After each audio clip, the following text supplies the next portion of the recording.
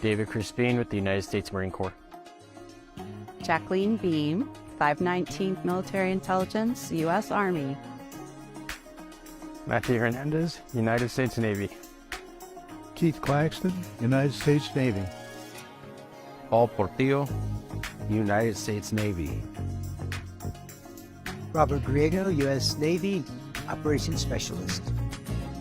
Chris Oakley, United States Navy, United States Marine Corps, State of New Mexico Army National Guard. Melinda Medlin, United States Army. Norman Aragod, U.S. Army National Guard. Raven Nieto, United States Army. Oscar Martin Lopez, United States Marine Corps. Martin, United States Army, retired. Valentino Baca, United States Marine Corps.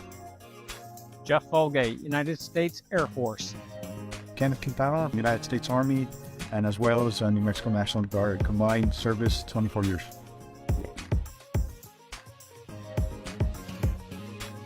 Santa Fe County is hiring. Every Tuesday, Public Works holds a rapid hire event at 102 Grant Avenue at 8:30 a.m. Also, the Correctional Facility holds a rapid hire event every Tuesday at 9 a.m. That is at 28 Camino Justicia. We have great jobs, great pay, and great benefits. Come work with us.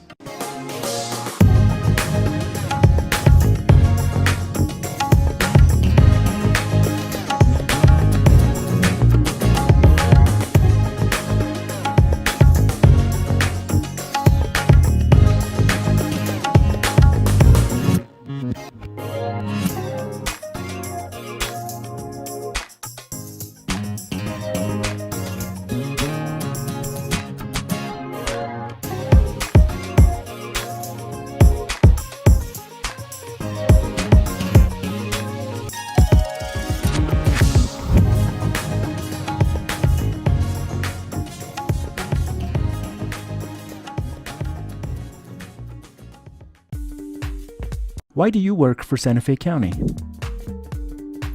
For my family. For your safety. For you. For my community. For the public. For the community. For the retirement. To serve my community. For my family. For the outdoors.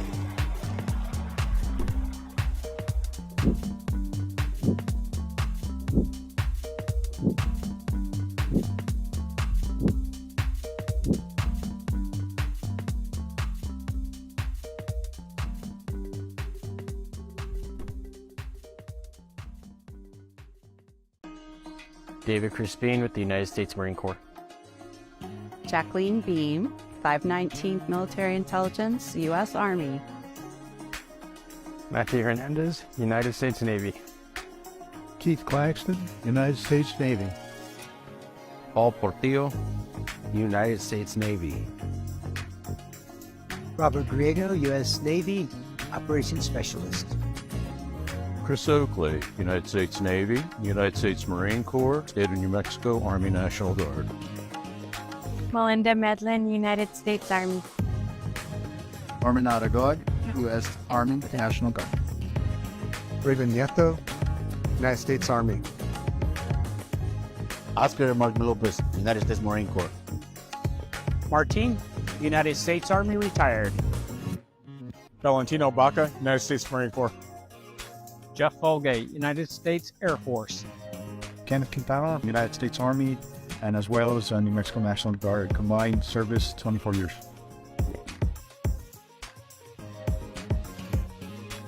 Santa Fe County is hiring. Every Tuesday, Public Works holds a rapid hire event at 102 Grant Avenue at 8:30 a.m. Also, the Correctional Facility holds a rapid hire event every Tuesday at 9 a.m.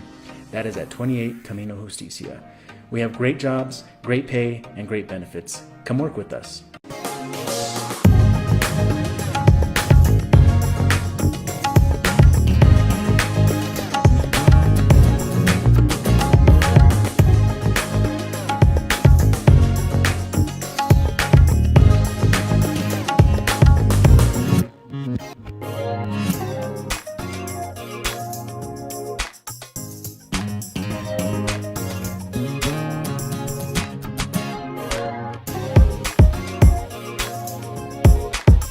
for April 18th to order. Please stand for the Pledge of Allegiance. I'm sorry, I missed the roll call. We'll do it after. Roll call, okay, after. Pledge allegiance to the flag of the United States of America. To the republic for which it stands, God. Thank you. Debbie, roll call, please. Chairman Gonzalez. Here. For Obo. Here. Here. Hava. Here. Gerard. Here. Member Trujillo. Here you have a quorum. Thank you. Can we have an approval of the agenda? Jordan, do we have any table or withdrawn cases? Yes, Chairman. We are asking to table Case B, case number 23-5250, until the next meeting. Okay, thank you. Do we have a motion for approval? Yes. No, agenda. Okay, thank you. A second? I'll second that. Thank you. All in favor, say aye. Aye. Now do we have approval of the minutes? Everybody read the minutes? Do we have a motion for approval? Thank you. Thank you. All those in favor signify by saying aye. Aye. Aye. Thank you. We have new business. Case 24-5010, Stone Grown Farms, LLC. Maggie Valdez. Good afternoon. Mr. Chair, Planning Commission, my name is Maggie Valdez. I'm a Development Review Specialist Senior. Today I come before you with case number 24-5010, Stone Grown Farms, LLC, Conditional Use Permit. Stone Grown Farms, LLC applicant Steve Valentine, agent, requests a conditional use permit to allow an existing 2,000 square foot structure, commercial greenhouse, to be utilized for the purpose of producing cannabis. The request is made with respect to a 10-acre property located at 277 Calle Victoriano near Stanley. The structure would house a 10 by 20 flower tent, a 10 by 10 cure tent, a 10 by 10 veg tent, and an area to be utilized for trimming, packaging, and shipping and receiving. Section 10.22.3.3 of the Sustainable Land Development Code, Ordinance Number 216-9, hereafter SLDC, states that a cannabis producer or a cannabis producer microbusiness that cultivates cannabis plants indoors shall be treated the same as following use: commercial greenhouse. The property is within the rural residential zoning district. Appendix B of the SLD illustrates a commercial greenhouse as a conditional use permit with RUR-R zoning, Section 15, Township 11, North and Range 8 East, SDA Commission District 3.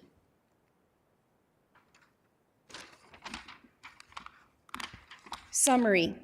The applicant requests approval of a CUP to allow a 2,000 square foot existing greenhouse to be used as a commercial greenhouse for the purpose of producing cannabis.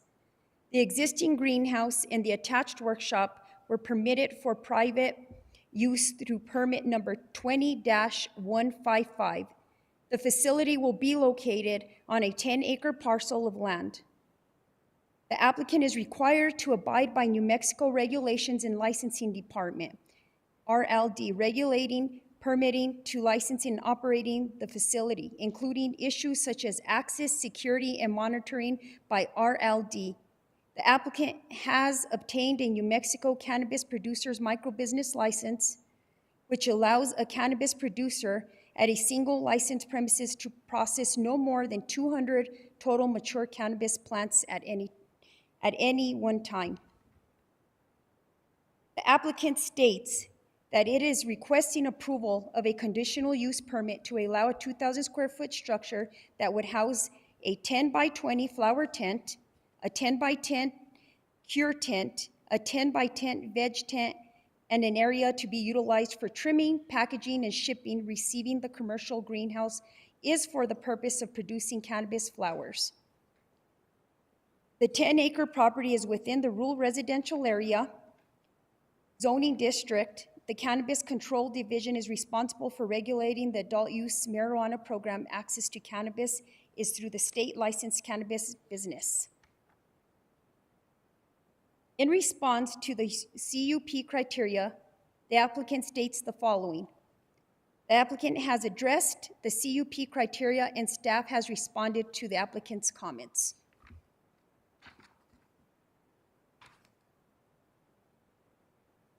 Access. The applicant has addressed the applicable design standards as required by the SLDC.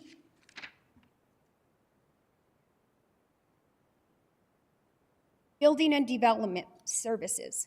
Staff has received this project for compliance with pertinent SLDC requirements and has found that the facts presented support the request for a conditional use permit to allow an existing 2,000 square foot structure to be used as a commercial greenhouse for the purpose of producing cannabis. The use is compatible with the current development within the affected zoning district.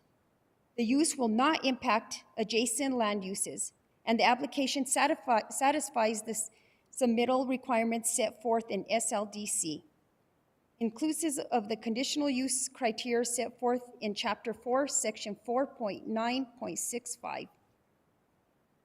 The review and comments from the Historic Preservation Office and county staff have established findings that the application to allow a 2,000 square foot commercial greenhouse to cultivate cannabis plants indoors is in compliance with the state requirements and standards identified in SLDC Section 10.22 Ordinance 2021-03 and required designs set forth in the SLDC. On March 14, 2024, hearing officer hearing, the individual testified in opposition of the request for an outdoor production of cannabis at this site. The individual feels that the outdoor production of the cannabis is going to affect her well in regards to water usage. The testimony of this individual is stated in the minutes recorded on April 2nd, 2024 with the Santa Fe County Clerk's Office. Hearing officer's recommendation. On March 14, 2024, this request was presented to the Sustainable Land Development Hearing Officer. The hearing officer memorized findings of fact and conclusion of law in a recommended order on this request. The hearing officer, based the evidence presented, recommends that the application be granted, subject to the condition required by staff. Recommendation. Staff recommends approval of the conditional use permit to allow an existing 2,000 square foot structure to be utilized as a commercial greenhouse for the purpose of producing cannabis indoors, subject to the following conditions. Mr. Chair and Commission, may I enter the conditions into the record? Yes, you may. This report and the exhibits listed below are hereby submitted as part of the hearing record. Mr. Chair and Commission, I stand for questions. Thank you. Any questions of staff? Wendy, yes? Hi. Hi. The woman that wrote the concern, she's concerned about outdoor production, but this is all an indoor operation, correct? She was concerned about the water usage. She felt that her well was going to be affected by them using the water. She felt that she was sharing a well with them. We did get a letter. There's a letter in the exhibits here, and it does read that they do not share a well. There's no connection. All right, thank you. Yes, ma'am. Any other questions of staff? Maggie, I had one comment here. On the hearing officer, we had a hearing officer memorized findings. That should be memorialized findings. Oh, I'm sorry. Unless he memorized, but anyway, that's just a minor correction. Okay. But if there are any other questions, then is the applicant here? Please step forward and get sworn in. State your name for the record. Timothy Stone McVeigh. Stephen Allen Valentine.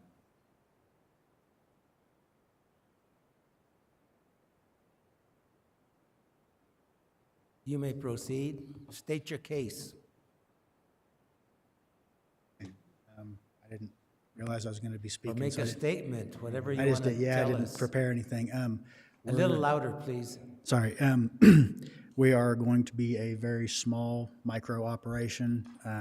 We'll have no impact on the ecosystem negatively or anything around us. We've already submitted our water plans and everything, worked through the OSC to make sure that everything was solid and approved. I'm sorry, I'm not a real loud person.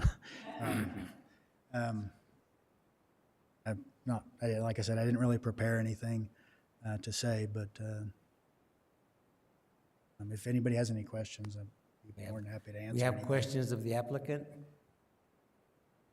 Eric? Mr. Chair, or go ahead, Carl. Thank you.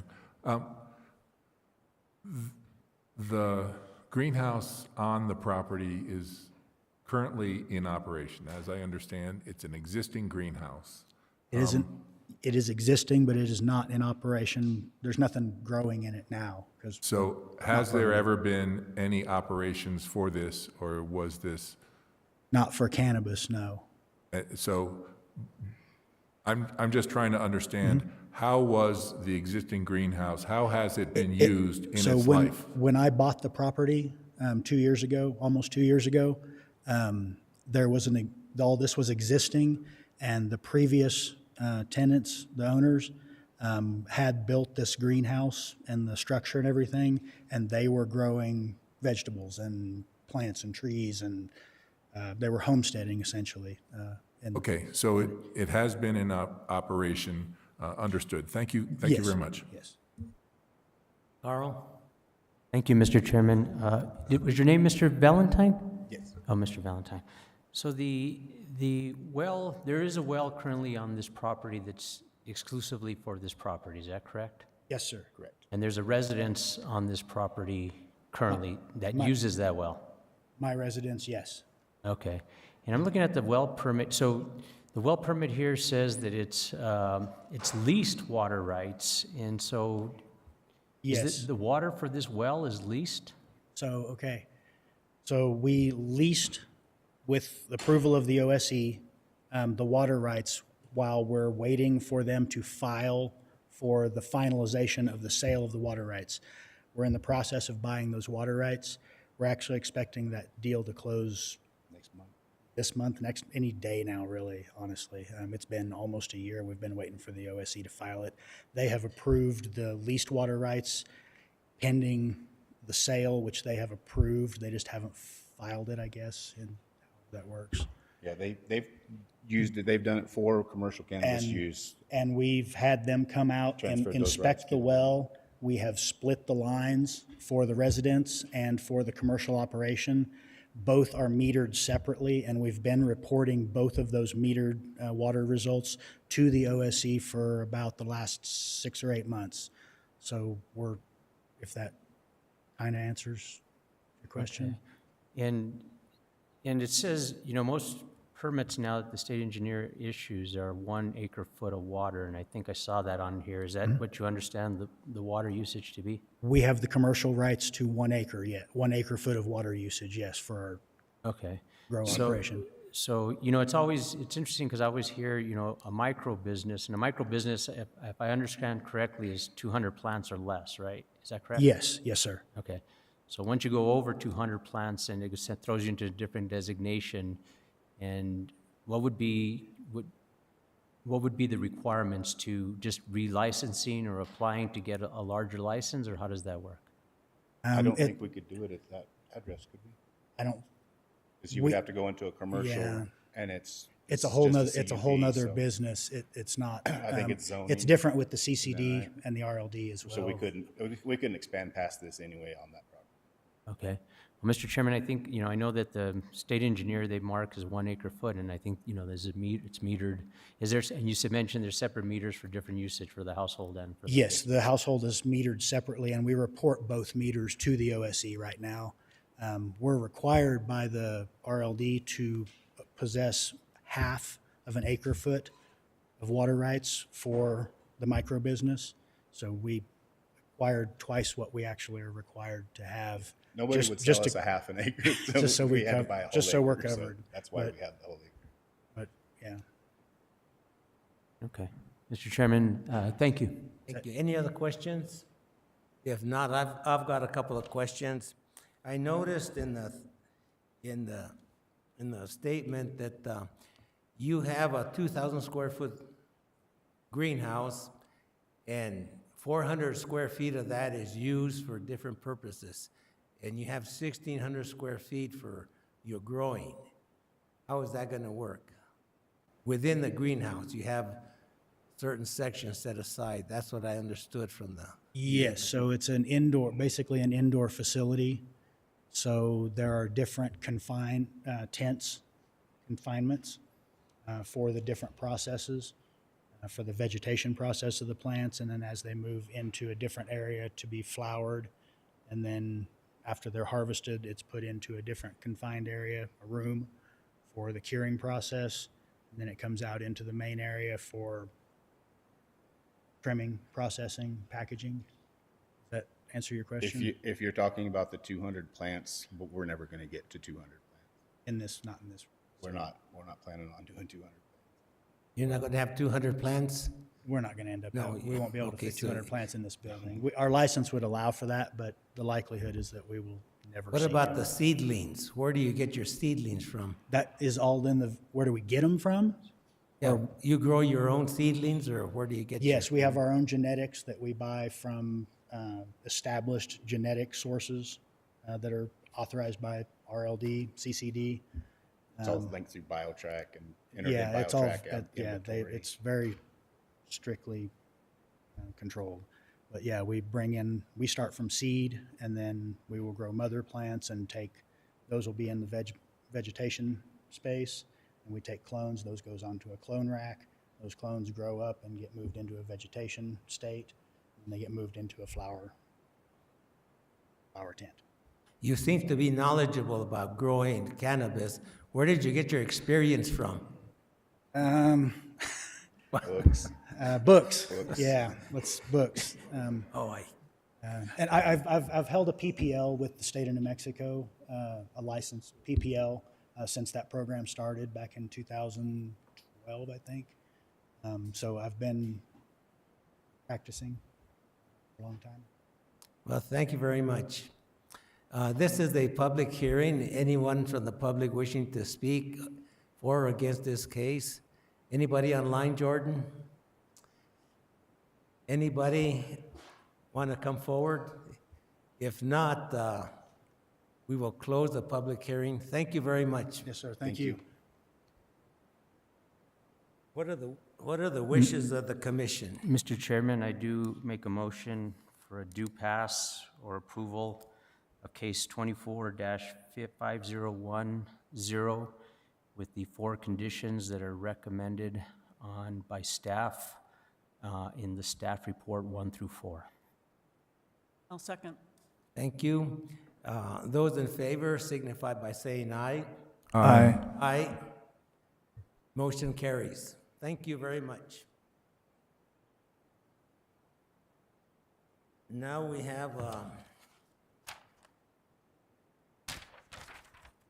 have case number 23-5270, Kenneth Quintana.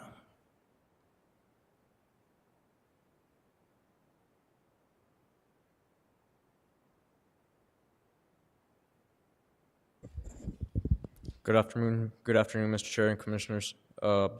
Before my colleague is passing out an updated memo that was not posted in the agenda.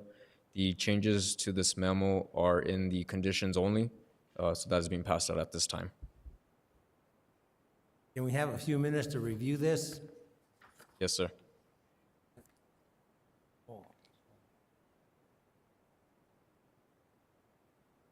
last one, okay. I see.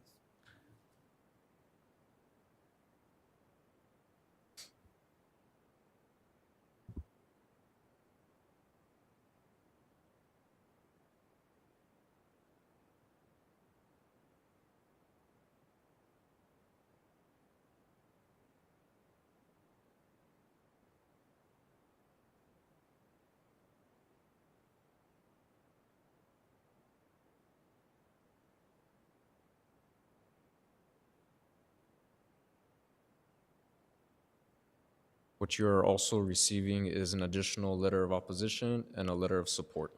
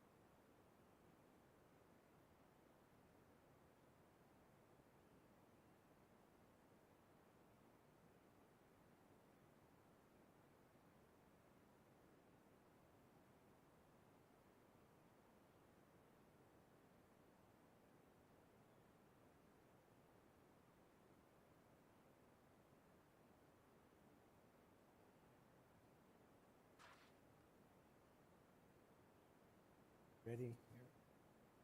Kenneth, go ahead, please. Thank you, Mr. Chair. Irene Hoffman and Max Protech, applicants, New Mexico Land Solutions, LLC agent, are requesting approval of a conditional use permit to utilize an existing 7,000 square foot, 4-bedroom residence as a bed and breakfast and retreat. The site is zoned residential fringe. Appendix B use matrix illustrates that a bed and breakfast and a retreat are a CUP within the rural residential fringe zoning district. The 5-acre parcel is located at 40 Apache Ridge Road within Section 3, Township 15 North, Range 10 East. The 5-acre parcel contains a 7,000 square foot primary residence and an 1,140 square foot accessory dwelling unit. The applicants intend to utilize the structures for the proposed bed and breakfast and retreat. There is an existing pool located on site that will be reduced in size with the proposed bed and breakfast and retreat. The retreat program they are developing will operate like a nonprofit, offering intimate retreats for small cohorts and museum leaders, curators, and artists at times of challenge and change. Retreat programs will take place largely on-site and have programs that last 3 to 5 days. Retreats will be scheduled throughout the year and take place in between bookings by overnight guests whom are attending the retreat program. The maximum occupancy for the bed and breakfast and also for the retreat is a maximum of 8 individuals. The intended use for the bed and breakfast and retreat is intended for art-type programs. On March 14th, 2024, the Sustainable Land Development Code hearing officer met and heard this case for the request approval of a conditional use permit to utilize an existing 7,000 square foot, 4-bedroom residence as a bed and breakfast and retreat. County Building and Development Services have reviewed the application for compliance with the following requirements of the SLDC: fire protection, landscape and buffering, setbacks, fences and walls, lighting, signage, parking and loading, traffic access, roads, design standards, utilities, water, wastewater and water conservation, terrain management, flood prevention and flood control, solid waste. Staff has determined that the applicant's proposal for the conditional use permit is satisfied as detailed in the memo. Recommendation. The hearing officer's recommendation. On March 14th, 2024, this request was presented to the Sustainable Land Development hearing officer. The hearing officer memorized the findings of fact and conclusions of law in a recommended order on this request. The hearing officer, based on the evidence presented, recommended approval of the applicant's conditional use permit to be granted. The written order and minutes of the March 14, 2024 hearing are attached as Exhibits 8 and 9.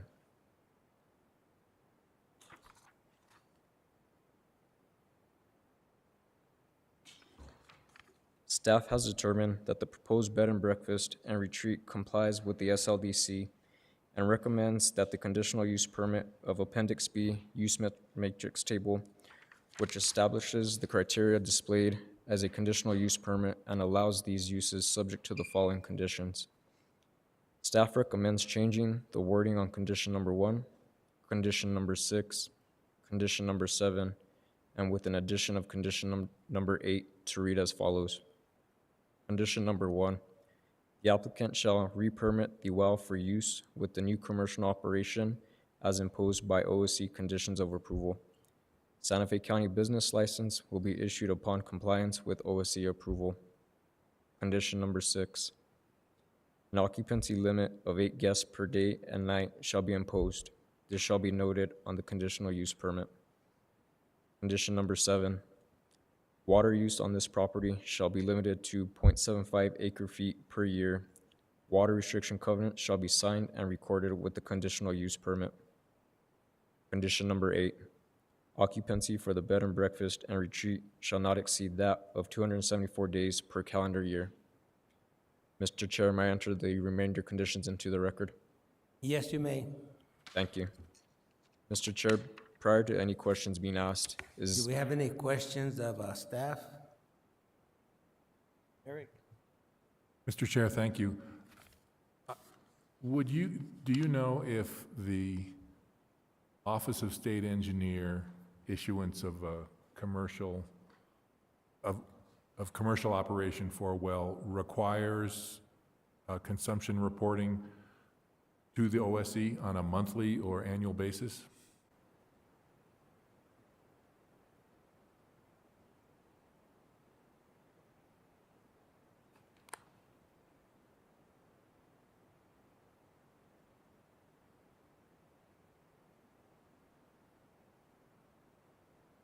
Mr. Chair, based on the condition of approval that we have received currently, I do not have the answer as to the amount of time they wish to receive that.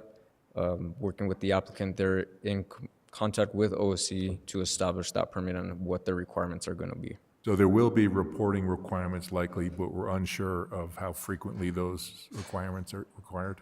Mr. Chair, Commissioner, at this time, correct. Thank you very much. Any other questions? Dan?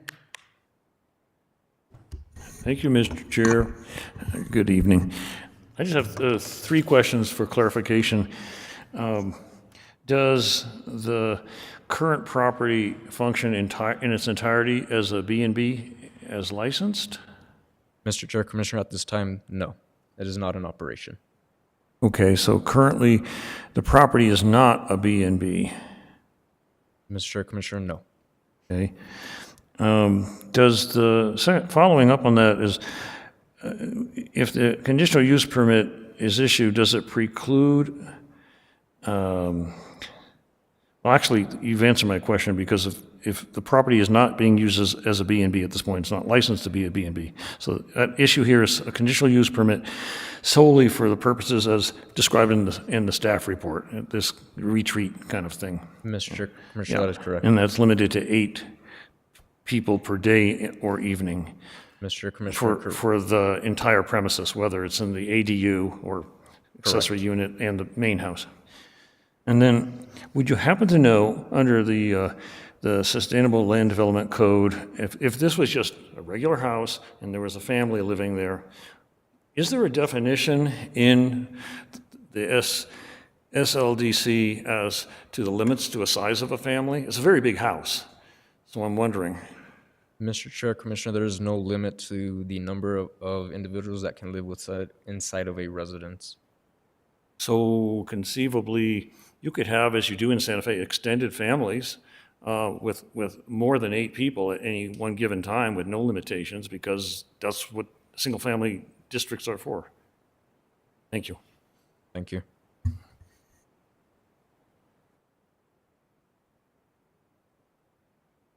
Carl? Thank you, Mr. Chairman. Mr. Quintana, on the staff, on the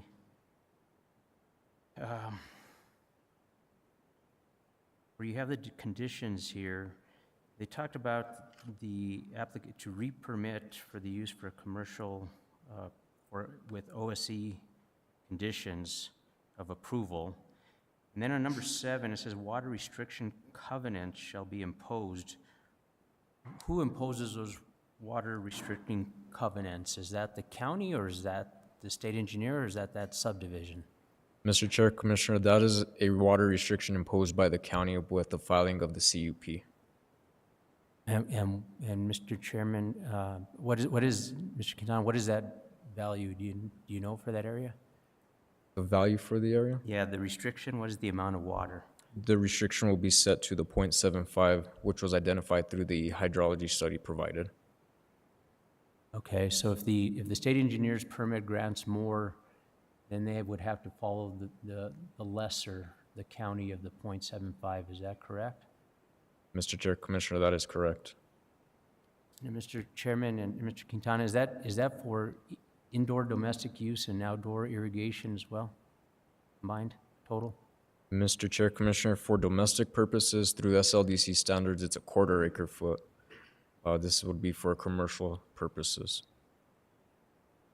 But it's Mr. Chairman and Mr. Quintana, it's a totalization of the water usage, right? It's just one lump sum, whether it's used for domestic or irrigation. Is that correct? Mr. Chair, Commissioner, that is correct. Thank you, Mr. Chair. Thank you. Thank you. Any other questions of staff? Wendy? The ATF for the accessory structure, that was there when they bought the property, correct? And they just need to get an ATF as part of the conditions. Mr. Chair, Commissioner, that is correct. They would apply for the after-the-fact permit. Oh. Thank you. Thank you. Any other questions? If not, is the applicant here?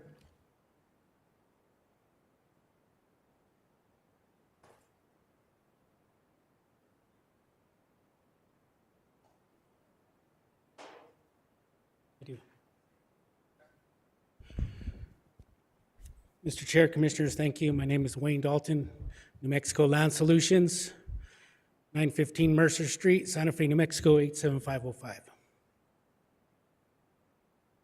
Commissioners, Mr. Chair, Commissioners, I do have a slideshow to present.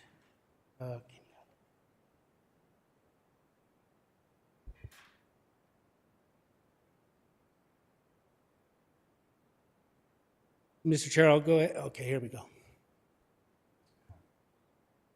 Mr. Chair, Commissioners, the first slide here is a slide showing the property as it exists now. This is Lot 1, showing the residence and the current layout of the property. This slide is the existing plat of the properties. This is when the properties were originally subdivided back in 1993. Press that button. And back in 1993, this property was actually located in the mountain hydrologic zone, where the minimum lot size was actually 40 acres. You could go down to 20 acres with signed and recorded water restrictions. And a further reduction to no less than 2.5 acres was allowed upon proving water through a geohydro report. At that time, these individuals conducted a geohydro report, and that report proved sufficient water. That's why you see a water restriction of 0.75 on all 5 of these lots. The applicant owns lots 1 and lot 2. Lot 5 is owned by Mr. Woody Scheisler, and lots 4 and 5 are owned by Mr. Eisenhogel. Like staff mentioned, the applicants request a conditional use permit to utilize the existing 7,000 square foot residence as a 4-bedroom bed and breakfast. Oh, Mr. Chair, Commissioners, I'll show you, this is a slide showing approximate property location. Old Las Vegas Highway would be to the right, to the left of your screen, and is approximately half a mile away from Old Las Vegas Highway. We are requesting a conditional use permit to allow an existing 7,000 square foot residence as a 4-bedroom bed and breakfast establishment and retreat establishment within the residential fringe zoning districts. Like staff mentioned, bed and breakfast, inns, and retreats within this zoning district require a conditional use permit. There's currently a residence, an accessory dwelling unit, and a swimming pool equipment shed on the property. The residence is 7,000 square feet and is occupied on a part-time basis by the applicants.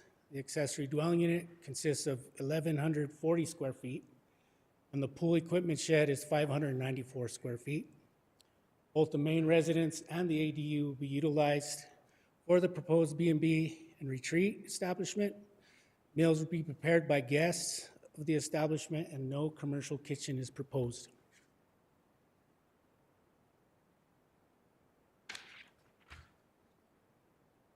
The bed and breakfast is intended to offer a luxury lodging for visitors to Santa Fe, with 3 bedrooms in the main residence and 1 bedroom in the accessory dwelling unit. The property is being called The Ridge. It's ideally suited to host 2 small groups or 1 larger extended family with room for 8 adults. Guests visiting the bed and breakfast will be on a reservation basis and will be accepted throughout the year. The anticipated occupancy rate throughout the year will rate between 65% and 75%. Income from the overnight guests will support the maintenance, overhead, and staff for the property, and will support the larger mission of the property, which is to invite curators, artists, writers, and museum leaders to attend intimate retreat covenings to support and inspire their work. The retreat aspect is the applicants each come from the art world. Mr. Protech was a contemporary art dealer for 40 years. Ms. Hoffman was a curator and museum director. The retreat program they are developing will operate like a nonprofit, offering intimate retreats for small cohorts of museum leaders, curators, and artists. Retreat programs will take place largely on-site and have programs that last 3 to 5 days. Retreats will be scheduled throughout the year and take place in between bookings by overnight guests and will not exceed 10 retreats per year. Mr. Chair, Commissioners, I want to share this definition of a conditional use permit with you. This is straight out of the SLDC. There are conflicting definitions of a conditional use you'll be hearing about, but this one comes straight from the SLDC that governs this application.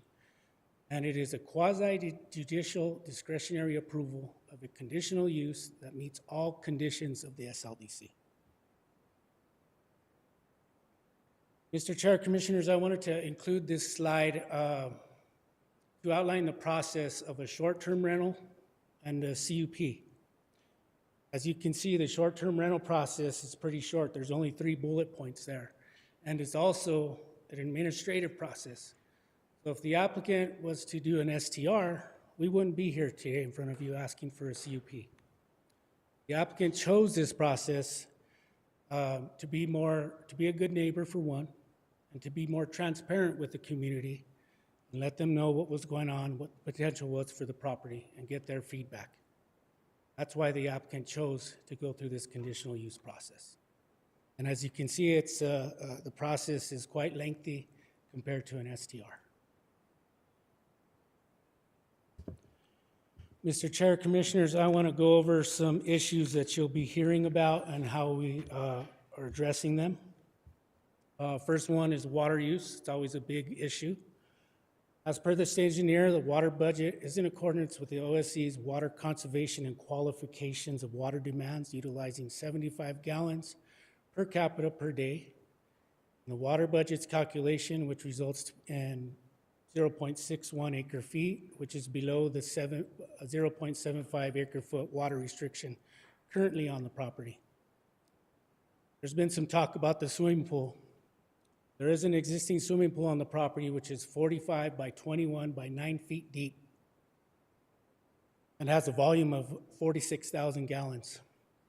The existing pool will actually be renovated and downsized to 8 by 20 for a total volume of 6,000 gallons. This will be a reduction of 87% or 40,000 gallons in the size of the pool and water use for the property. The pool will also be equipped with an automatic pool cover, which will reduce evaporation. The initial fill and any refilling of the pool will be provided with trucked-in water. There's a lot of talk about traffic on Apache Ridge Road. Property is accessed from Old Las Vegas Highway via Apache Ridge Road. Apache Ridge Road consists of a 20 to 24 foot base course / hard compact dirt and rock driving surface, and is privately owned and maintained by the homeowners of Apache Ridge. Traffic generated by this establishment will be far less than 25 trips per day. As per the New Mexico State Access Management Manual, 25 trips entering and exiting the property triggers a TIA. The estimated peak hour trips are between 8 and 10. Therefore, a TIA is not required for this application, nor required by staff. This average is based on 8 guests per day, 1 employee, and 1 delivery pickup per day. Guests visit the property by reservation only and average 274 days per year. Traffic generated by this establishment will have little adverse impact upon the existing roads in the immediate area. The applicants also contribute to the maintenance of Apache Road for both of their lots. There's been some talk about fire and fire hazards. So an emergency access equipped with a Knox lock system and fire turnaround will be constructed, meeting fire prevention division requirements. An automatic fire suppression system will also be installed throughout the existing residence as per fire prevention. No new landscaping is proposed with this application. There is existing landscaping consisting of native trees, which include pinon, juniper, and cedar, along with shrubs and native grasses. The applicant has also completed a tree and forest management plan to rid the property of any unhealthy or dying trees and vegetation, which will create a defensible space for potential wildfires. With that, Mr. Chair, that concludes my presentation. I just want to state that we feel this application is in compliance with the SLDC. We've gotten a favorable recommendation from staff, a favorable recommendation from the hearing officer, and we are in agreement with staff's conditions. And I stand for any questions. Thank you. Do you have any questions of Mr. Dalton? Eric? Thanks, Mr. Chair. Wayne, I wonder if you can pull back to the STR and conditional use permit slide. And what I'm trying to understand, thank you. what I'm trying to understand, either Wayne or staff, you said that the applicants decided to go with the conditional use permit process. And is there anything, because of their intended operation, the fact that they look to host retreats, that would prevent them from doing the short-term rental process? I'm just trying to understand that issue a little better. Thank you. Mr. Chair, Commissioner Bo, yes, they would not be allowed to have retreats without a conditional use permit. Got it. Okay, thank you very much. Any other questions, Carl? Thank you, Mr. Chair. From what I read here from some of the people that wrote letters, this property was vacant for many years? Mr. Chair, Commissioners, yes, this property was vacant for approximately 7 years. Okay. And Mr. Chairman, this property was purchased, and so it's currently vacant, is that correct? No, the applicants reside there on a part-time basis. And Mr. Chairman, so one of the provisions is put a fire suppression system, or is that something that you're volunteering to do? Mr. Chair, Commissioners, that is a requirement by fire prevention. So we have to get that done in order to get a business license. There are plans that have already been submitted to the fire department for review and comment. So we are in the process of drafting those sprinkler plans up and getting those approved by fire.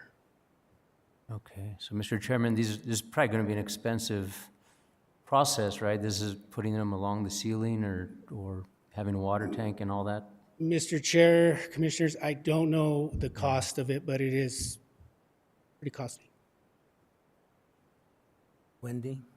You skipped over the noise part of your presentation. Oh, yes. And so, there aren't any plans to hold weddings or those type of events at this bed and breakfast? Mr. Chair, Commissioners, no. Okay. No weddings, no special events here. Thank you. Eric?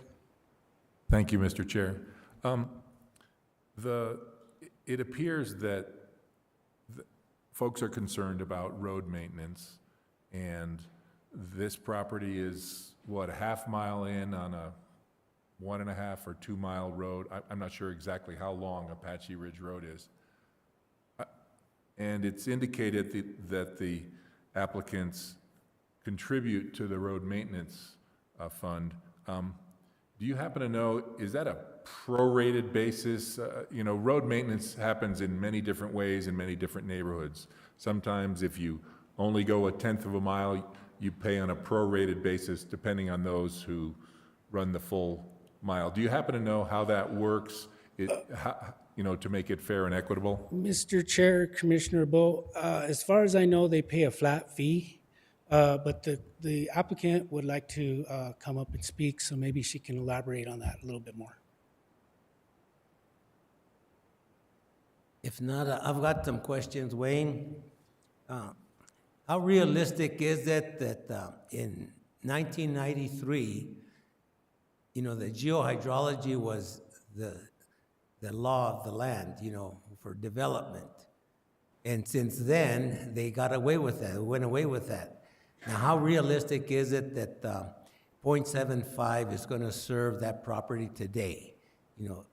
In 1993, you used to have to prove a 100-year water supply. Now, how realistic was that? In nowadays, in Cañada de los Álamos and Cañoncito, their wells run dry. And when was that well tested to prove that maybe it had sufficient water? Any aware of that? Has there been a well test on that? Mr. Chair, the well was tested back in 1993 when the original owners of the property subdivided it. So that was done in 1993 and proved a 100-year water supply on that property. Well, I kind of have doubts about, those kind of tests.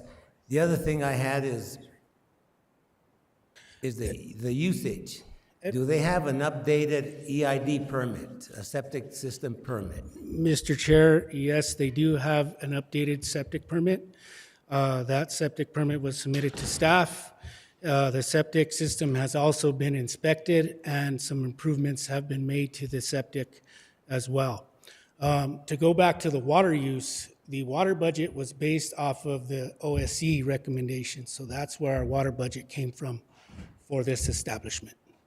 So our water budget is in conformance with OSC requirements for a bed and breakfast and retreat. Another question I have, do you have record of when that septic system was tested or when it was installed or modified?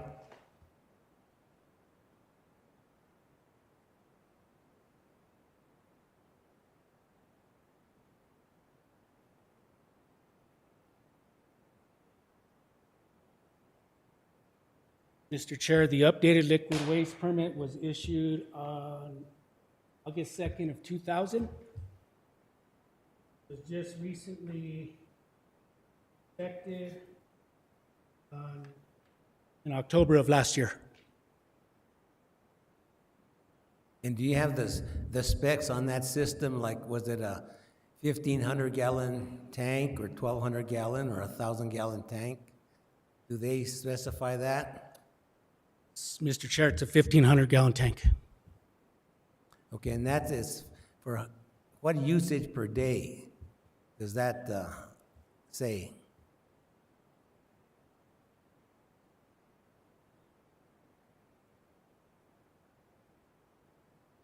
$375 gallons per day is what the permit says. That is basically enough for like 4 people. 75 gallons It was per issued day. based on a 4-bedroom. It was issued based on a 4-bedroom residence. But the So you are gallons per correct. day was 375? That's what the permit, Mr. Chair, that's what the permit is stating.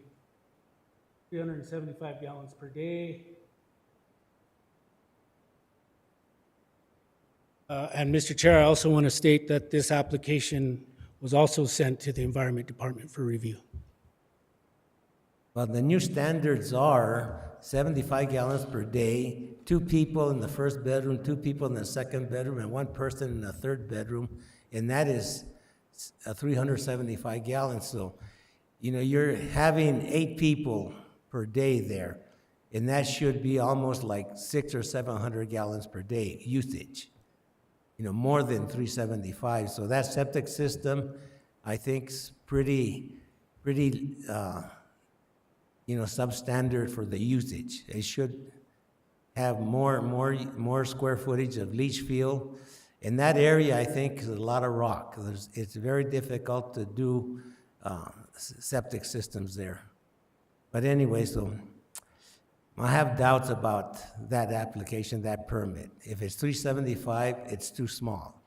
They should go back and tell EID how many people are going to be there and upgrade that permit. That's what I would request. And maybe we can make that a condition. That's one of the things I have. The other concern I have is, well, the well was the other concern, that it was drilled in 1993 and it was given 3/4 acre foot per year, but that was based on an old system, geohydrology, and now it's much different. Now you have to go there and do a well test. Has there been a well test on that, or just a well inspection? I mean, a pump test? Mr. Chair, not recently, no, not since the land division was approved back in '93. Mr. Chair, as Nathan just told me, the well test will be part of the process from the OSC as well. As you know, staff read that condition number 1. That paperwork has already been submitted to the OSC, and we've already got it back. So we need to comply with the conditions of the OSC, and that should be one of the conditions. Yeah. Well, on paper, you have 3/4 acre of feet of water on paper, but what actually is in that well, after it's been sitting there for many, many years, the casings, get plugged up, and it doesn't produce water like it did in 1993. That's what I'm concerned about, is if people are living there and all of a sudden they use too much water and the well runs dry, they're inconvenienced. and the owners don't live there, so, that's a difficult situation to put any guests in. But anyway, any other questions of Mr. Dalton? If not, this is a public hearing. Anybody? Mr. Chair, Yes. the applicant would like to speak and introduce herself, Or if the she may. applicant? Okay. Yes, please step forward and get sworn in.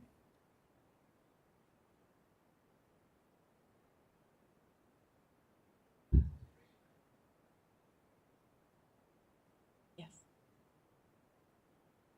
Irene Hoffman, 54 Pinion J Trail. Hello, Planning Commissioners. Thank you for hearing our case. I'm very pleased to finally be here. My name is Irene Hoffman, and I'm here with my husband, Max Protech. We have lived in Santa Fe nearly 15 years and live in the foothills off of Old Santa Fe Trail, just a few minutes away from the property at Apache Ridge Road. Last summer, we bought a property on Apache Ridge with a vision to create a retreat for the art world and a guest house for those who love contemporary art. I was the director of Site Santa Fe, the Contemporary Art Museum in the rail yard, for over a decade, and Max was an art dealer in New York for 40 years. We find ourselves now at a moment when we want to do something meaningful and inspiring for the field we love. Our retreat activities, called Desert Sabbatical, will be by invitation only, and our bed and breakfast operation will be by reservation only. We will not be open to the public. We chose the property on Apache Ridge partly because it was on a large lot without restrictive covenants and on a street that was zoned such that our intended uses are allowed with a conditional use permit. This is what led us to make an offer on the property and go through the rigorous process and requirements of applying for this permit. The parcels in the Apache Ridge Road neighborhood are zoned residential fringe, as you know, by the Santa Fe County Sustainable Land Development Code. With the conditional use permit, a range of uses are allowed, including tasting rooms, fitness centers, camping establishments, clubs and lodges, bed and breakfasts, and retreats, among many other uses. I hope you all might consider that our intended uses are more seasonal and some of the more subdued of the allowed possible uses.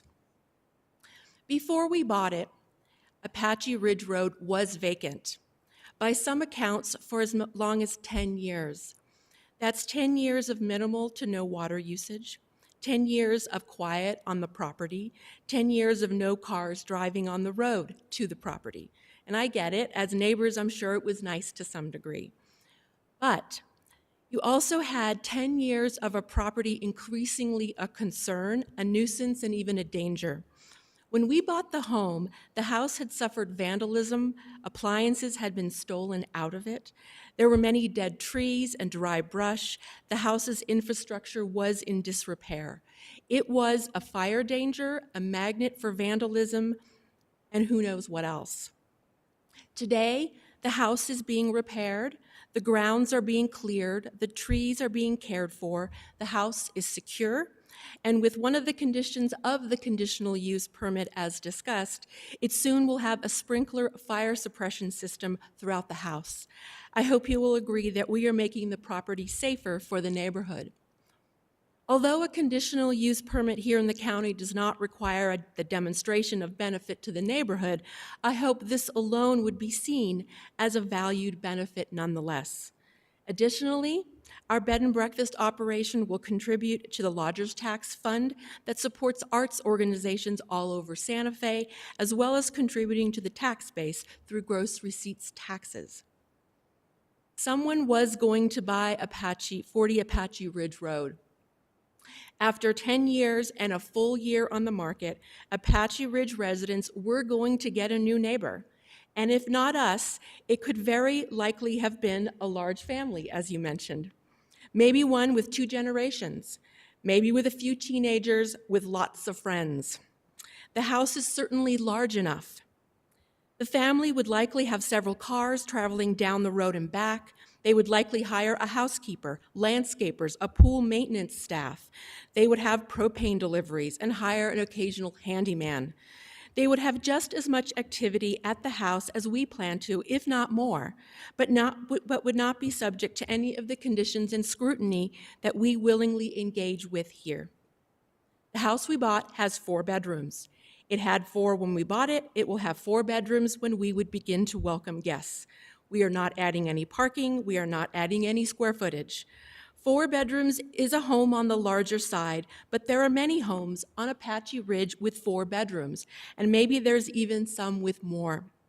We intend to use the house to host retreats for the art world at some times of the year and host paying overnight guests at other times. These activities won't happen at the same time, and our maximum capacity for either function is 8 guests. Arguably, not much more than might live in a 4-bedroom home full-time. We know some of the neighbors are concerned and some very passionately oppose our application. And you may hear from a number of them today. And I hope you will see that we have worked hard to address their concerns that are within the scope of our control. At our last hearing, it was noted that while we had a number of supporters who spoke generously of us as neighbors and good citizens, there were no voices in support of our application who actually live on Apache Ridge Road.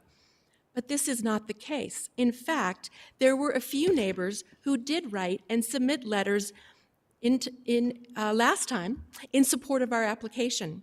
We did not know them and did not solicit these letters, but nonetheless, they took the time to send them in, indicating that the nearly 100 lots in the Apache Ridge Road neighborhood, opinions are varied and do include voices of genuine support. These letters were submitted to Case Manager in Quintana in early March before our last meeting, and I wanted to share them with you now. I think that Nathan's going to pass them out. Oh, you already did. Of all the concerns expressed by neighbors in opposition to our application, the most common and passionate concern is about the condition of the road and the feared impact of our activity on the road. And I get it. Most days the road is really rough, and it was long before we ever had our first look at the property at 40 Apache Ridge. And yes, there will be more cars on a portion of the road because we now occupy the house, but whoever bought the house would be adding to the traffic in a similar way. We share the neighborhood concern for the road and don't want to contribute to the problem. Let me finally add some perspective on the road situation. Apache Ridge Road is 3 miles long and all of it is unpaved. Our property and driveway is half a mile from the start of the road at Old Las Vegas Highway. That means that 80% of Apache Ridge Road is past our driveway. But Apache Ridge is not just important to those who live on it. There's an additional 5 miles of roads that branch off of Apache Ridge that are only accessible by traveling on Apache Ridge Road. That makes the neighborhood a combined 8 miles of unpaved private roads. That also means that 94% of the entire Apache Ridge Road neighborhood is past our driveway.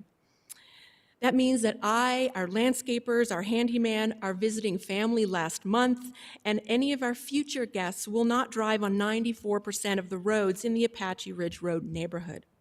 Road maintenance on these private roads is the responsibility of the residents, but paying maintenance dues for Apache Ridge is actually not mandatory. I know the maintenance fund is often underfunded, and that's really a shame, and it affects everyone. By my estimate, there must be over 100 homes on Apache Ridge or the smaller roads that branch from it.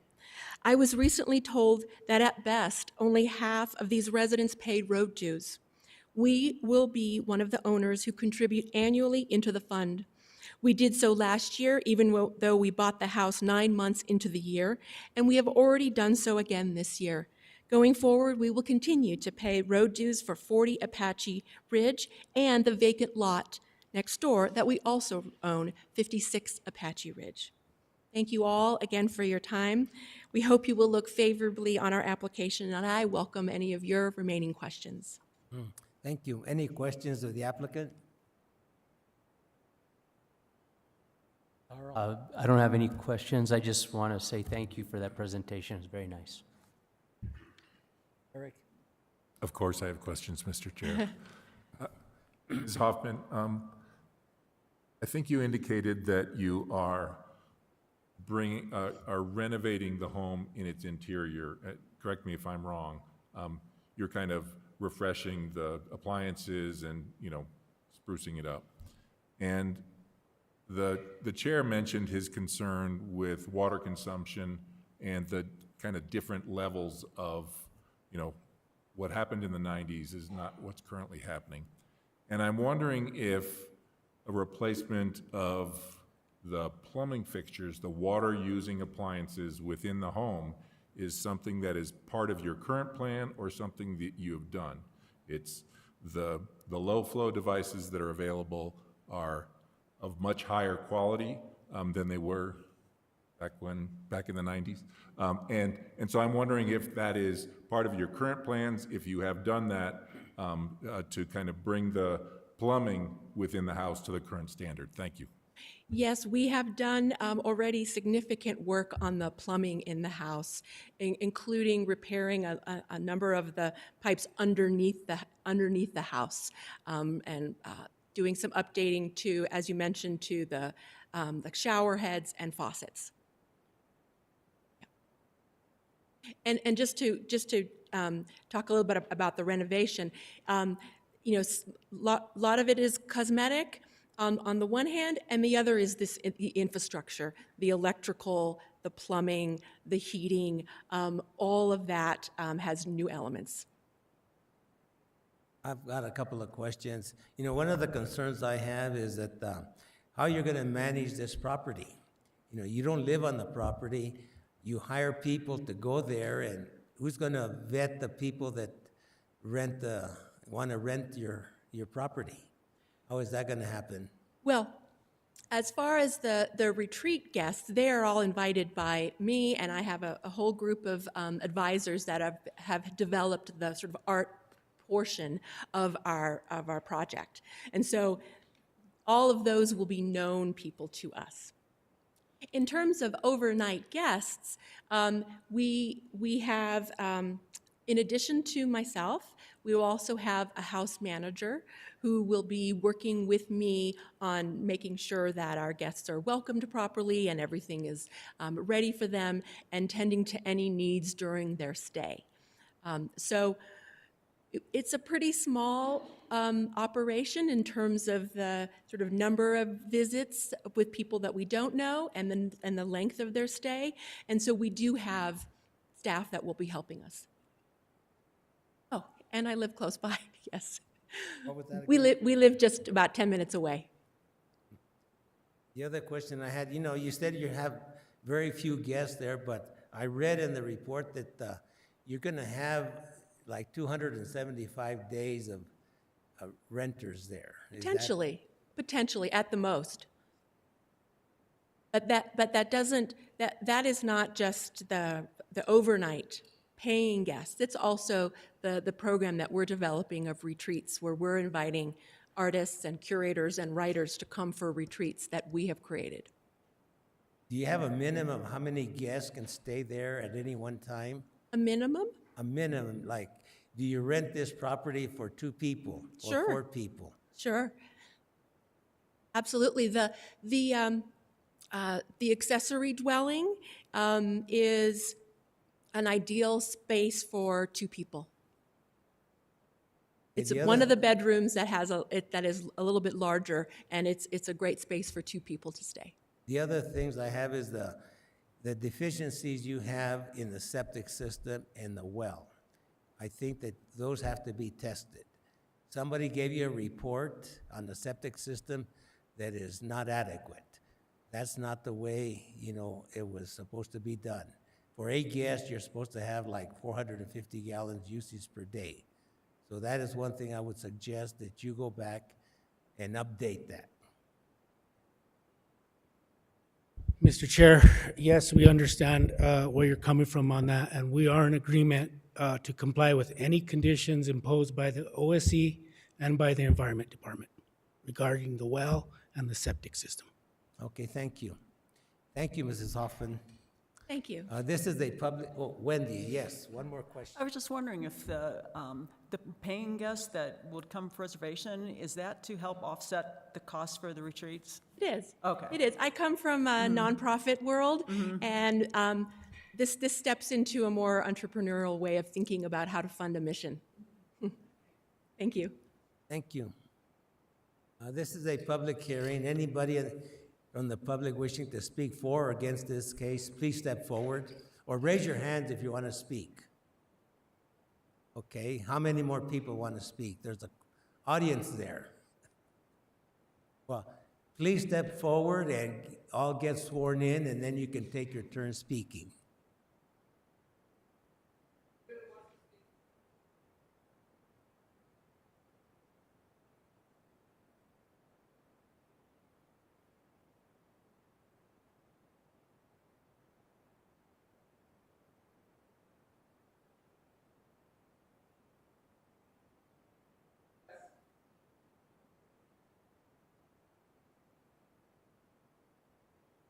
Thank you, Debbie.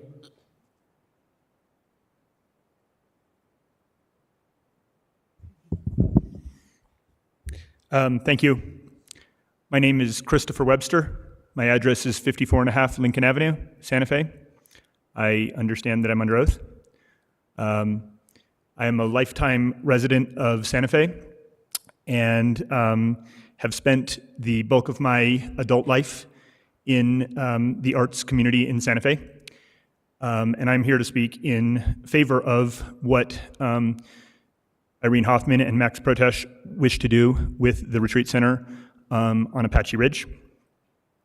Watching what Irene has done as the director of Site Santa Fe in her former role, and taking that institution, which has always been a beacon of creativity and the arts in Santa Fe, and giving it a facelift and a new building that we currently have in the way that she has really been inspiring to watch. Also, knowing of Max Protesh's career as one of the country's more renowned contemporary art dealers and representatives of artists and designers also is very admirable. I'm very excited to see what kinds of thought leadership is developed from the retreat center that they're looking at here in Santa Fe County. Thank you.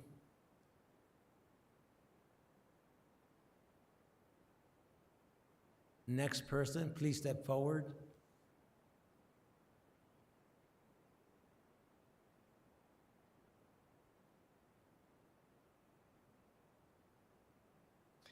Hello, Mr. Chair, Commissioners. Dr. John Formby, 124 La Placita Circle, Santa Fe. I'm a forest entomologist, and I specialized in tree and forest health. Pretty quickly after they bought the property, I was contacted to come out and take a look at the trees and offer solutions to what's going on the property. I know there is some concern with the tree health on the property. So I went out to survey tree health, and then at that point, I recommended having a forest health management plan conducted or written. And that was completed in October of 2023. Shortly thereafter, some action was taken. Some bark beetle infested trees were removed from the property, which I can't say about some of the neighbors. There's a lot of bark beetle activity in the area, but action was swiftly taken to remove these bark beetle trees. There is a new treatment. It's a pheromone treatment. It's an anti-aggregation pheromone used for mountain pine beetle, and it has shown to offer some efficacy at repelling Ips species, the ones that attack pinyon. And about a month ago, this was applied to the property to repel bark beetle attacks. So I'm here today to say that this is a very proactive owners that really want to take care of their tree and forest health. Thank you. Thank you.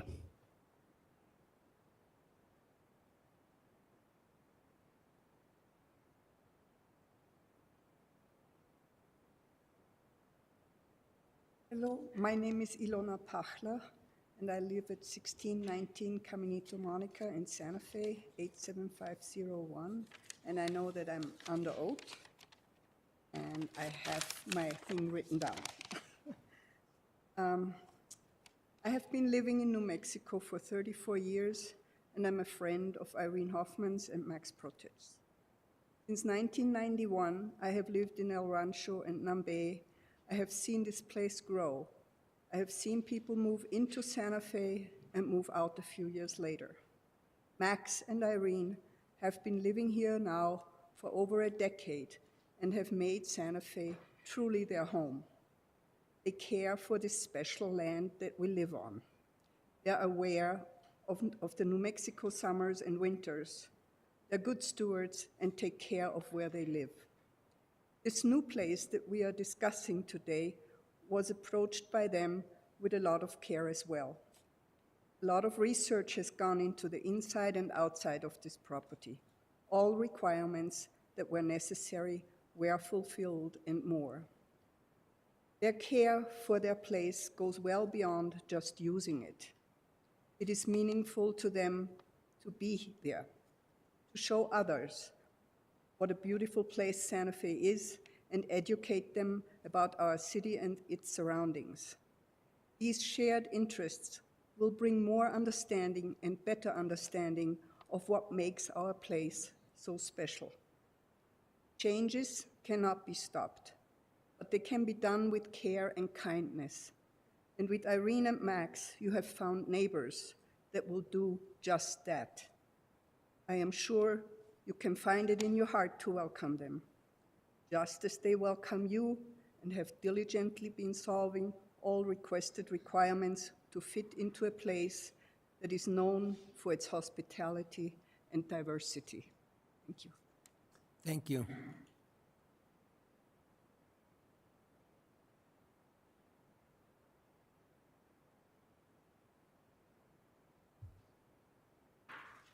Really like the color of your shirt. My name is Jill Feinberg. I live at 1019 Camino Redondo, and I've been sworn in. Is that all I needed to say to you? Okay. I attended the March 14th hearing officer presentation with Marilyn Hebert. I found it very informative, and it gave me an opportunity to both share what I know about Irene Hoffman and Max Protech, as well as to listen to the various concerns of their neighbors. As I shared that day, I completely understand anxiety around new neighbors disrupting the safe and sacred space they call home base. I once had a neighbor refuse to pick up a full backyard of dog poop all through the hot summer. The entire block smelled like a long line of porta potties. Another neighbor's chimney sparks caught their tree on fire at 3 a.m., which I happened to see out of my bedroom window and called the fire department before it spread. My next door neighbor, whose open carport faced my bedroom window, started his buzzsaw every morning at 6:30 a.m. for months. And ambulances continually came at 5 a.m. to take my across-the-street neighbor to the hospital because she continually thought she was drinking rosé wine when it was actually pink kerosene lantern fluid. So if you think Apache Ridge has possible dangers, try living on my block of Don Gaspar for a while. I just want for you to know that Irene never asked me to speak on her behalf. She wouldn't do that. We all come and offer input because she deserves our support. She is that quality of a human being. Everyone that knows her is clear through past experience that she will proceed in this endeavor, as she always does, with great care, accountability, and positive intention. I took the opportunity in March to share my experience of the fine character, brilliance, and thoughtfulness that Irene offers. One of the neighbors expressed to me their annoyance with all the character references, expressing that it is not as if Irene was running for office, that these qualities would have that sort of significance. However, I would like to suggest that knowing about Irene's good character, solution-oriented initiatives, and even disposition might appease a person's doubts. It might make you feel more confident that some of your fears may turn out to be unsubstantiated.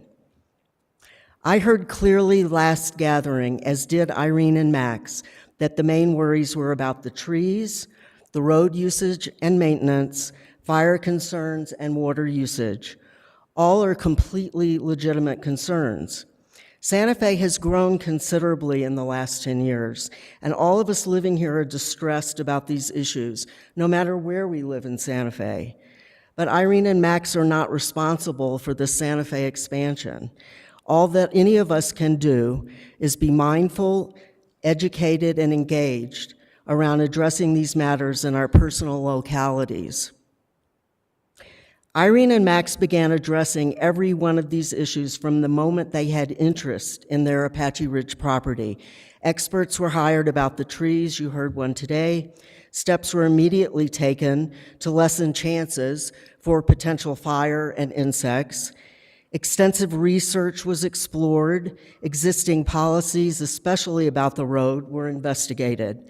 Knowing there is a pool on the property, detailed information was gathered about the most ecologically sound options to save water. I have known Irene Hoffman for 14 years. I met her the day after she moved to Santa Fe. I have rarely met a more conscientious, inclusive, supportive, and innovative human being than her. And she has always been astoundingly consistent in embodying those qualities. I don't have any reason to believe those traits will not be fully present in your interactions with Irene as a neighbor. As mentioned last time I spoke, please stay open to considering that Irene and Max will absolutely be the best kind of neighbor that could be hoped for. Thank you. Thank you.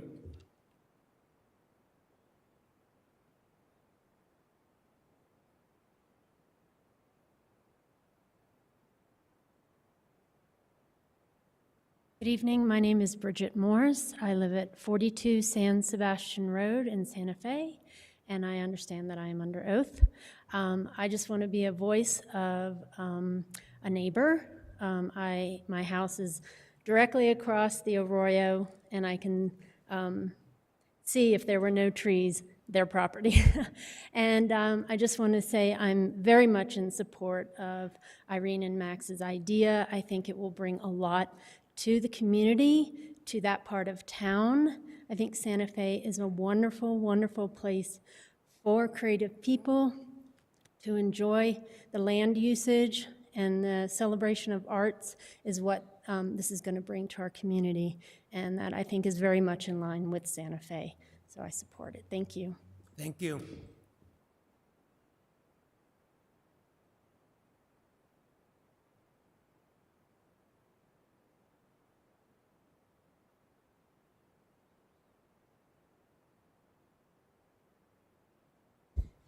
My name is Steve Robinson, and I know that I've been sworn in.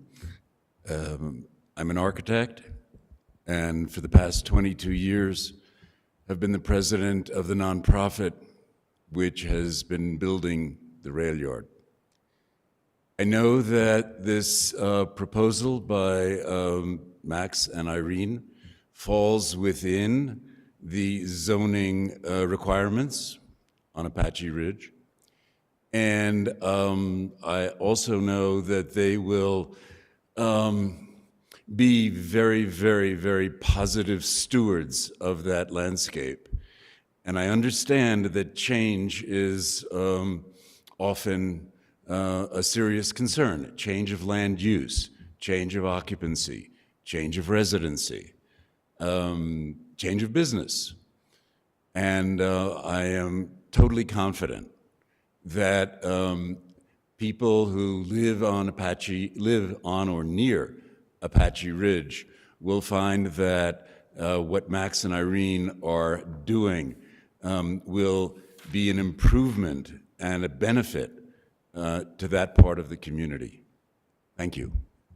Thank you.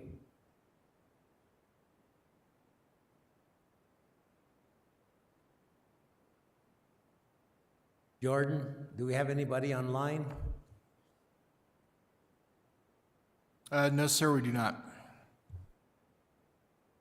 If no other people are willing to, oh, yes, one more person? Oh, no. If there's no one else to speak, we will close the public hearing. And Wayne, you have the last word.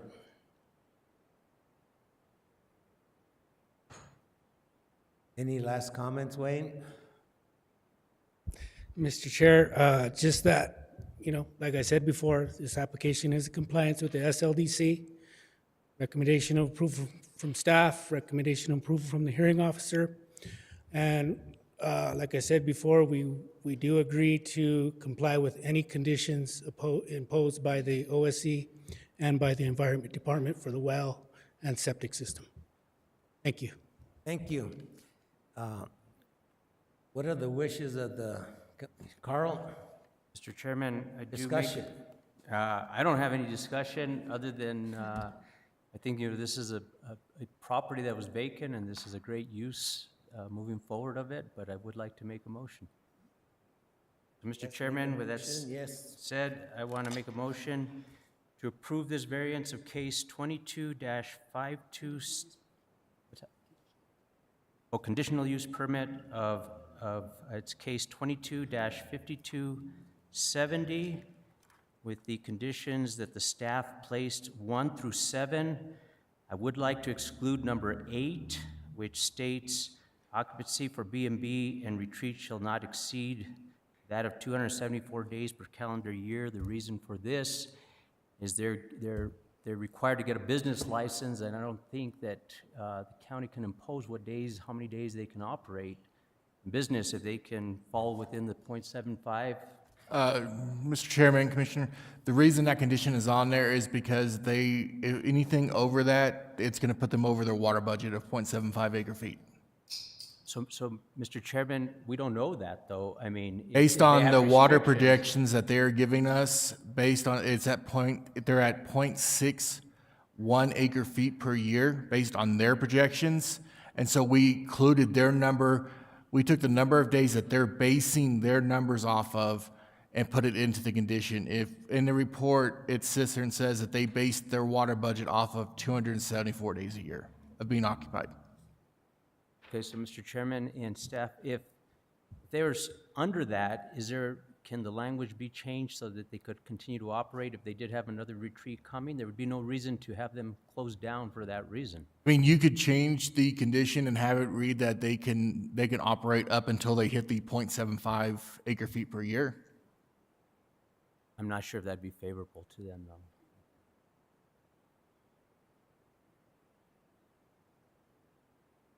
Mr. Chair? Yes. We are in agreement with condition number 8. Okay. Then, Mr. Chairman, I continue that motion with all conditions of 1 through 8 as stipulated by the staff.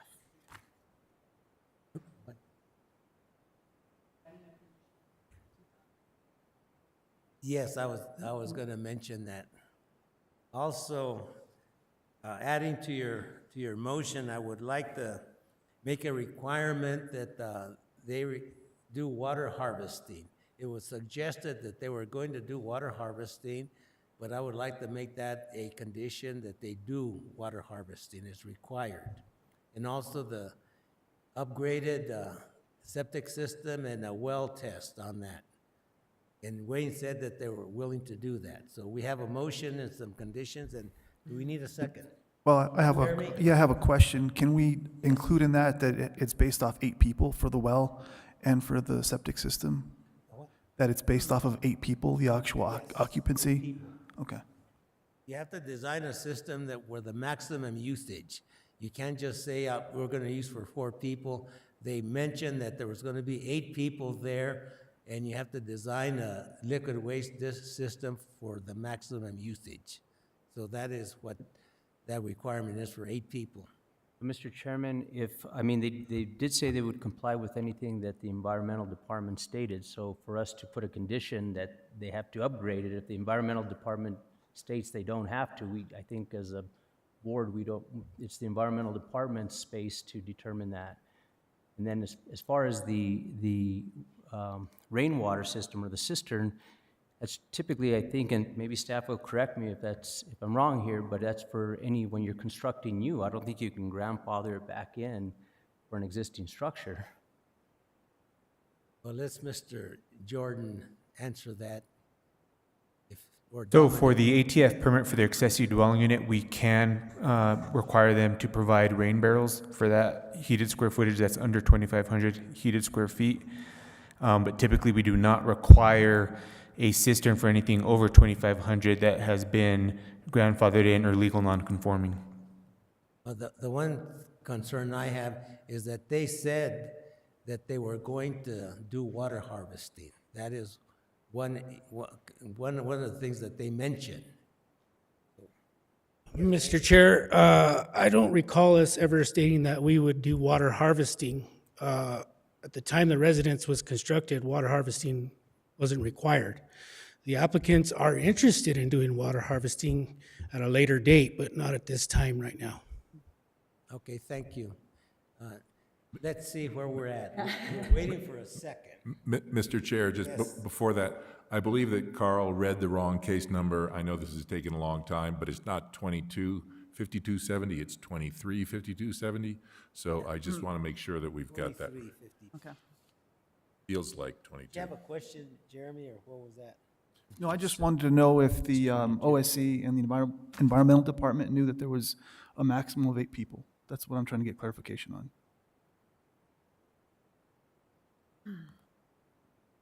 Mr. Chair, Commissioners, the OSC and Environment Department were sent the application from staff. So within that application, it was limited to 8 people. Okay, thank you. Let's see, who wants a second? Oh, Dan, have a question, Dan, or you want a second? Both, actually. Surprise, surprise. Just for point of clarification, I will second the motion. I want to thank my fellow commissioners, members, because the conditions are very, very important. Because as much as we've heard laudatory comments about this applicant, this house could be sold, this property could be sold down the road sooner or later, and it's the conditions that run with the land, not on the applicant per se. If I'm not correct, correct me. So I think it's very important that my fellow commissioners made an effort here to clarify the nuances here, particularly with water and septic, and thank you very much. And I will second the motion. Thank you. We have a motion and a second. What are the wishes of the commission? Those in favor signify by saying aye. I think they have a Mr. Chair, Commissioners, can we clarify the motion, please? Sure. So if I understood, I made a suggestion of striking number 8 on, which reads occupancy for B&B at retreat shall not exceed more than 274 days per calendar year. As I understand, this was all based on a water usage thing, or water usage, period. And so from what I understand, the applicant is okay with this restriction, the way it currently reads. Okay, so Correct. what the motion is that case number, although I think this case number must be wrong on here, so what is the case number? 235270. Oh, it's incorrect in the memo, sorry. 225270 with all 8 staff recommendations pass, or is granted a CUP. Yes, now, what are the wishes of the commission? Those in favor of the I'll second motions? that motion that was clarified. Thank you. Okay. A second and a second, and, okay. Those in favor of the motion signify by saying aye. Aye. Aye. Motion passes.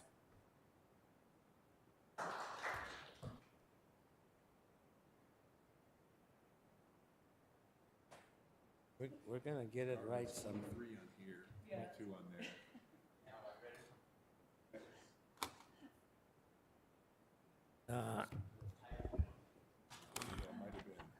Do we have petitions from the floor? Any petitions from the floor? I see none. Communications from the commission members? No communications. communications from the attorney. Roger, give us some wisdom. How about let's get going? I have no further communications for you. Thank you. Matters from land use staff. Chairman, staff has no issues. Okay, our next regularly scheduled planning commission meeting is May 16th, 2024. Can I have a motion to adjourn? Thank you. Meeting adjourned.